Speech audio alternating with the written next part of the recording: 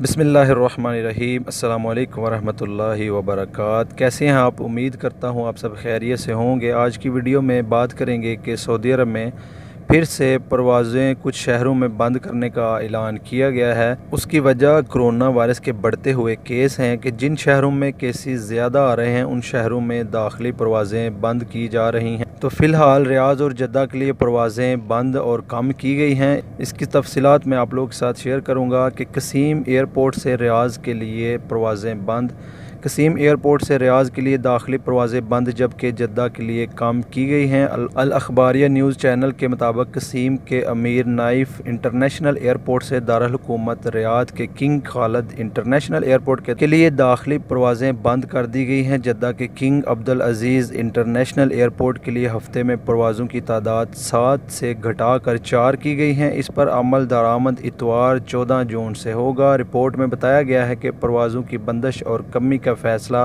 रियाज़ और जद्दा शहरों में कोरोना वायरस के बढ़ते हुए केसेस के पेश नज़र किया गया है। याद रहे कि महकमा शहरी हवाबाजी सऊदी अरब के मुतअद्दिद हवाई अड्डे दाखिली परवाज़ों के लिए खोल रखा है। रफ्ता रफ्ता ऐसे हवाई अड्डों की तादाद बढ़ाई जा रही थी जिनसे मुकामी शहरी और मुकीम गैर मुल्की दाखिली परवाज़ों से एक इलाके से दूसरे इलाके का सफ़र कर पा रहे हैं। याद रहे कि कसीम का अमीर नाइफ इंटरनेशनल एयरपोर्ट सऊदी अरब के इन इब्तदाई हवाई अड्डों में से एक है जहां 31 मई को दाखिली परवाज़ें बहाल कर दी गई थी। सऊदी हुकूमत ने दाखिली परवाज़ों की बहाली का फैसला हिफाजती इक़दामात में नरमी के तहत मामूलात ज़िंदगी बहाल करने की गर्ज से किया हुआ है। इसी के साथ मुझे दीजिए इजाज़त। मिलते हैं इंशाअल्लाह नेक्स्ट वीडियो में। अल्लाह हाफिज़।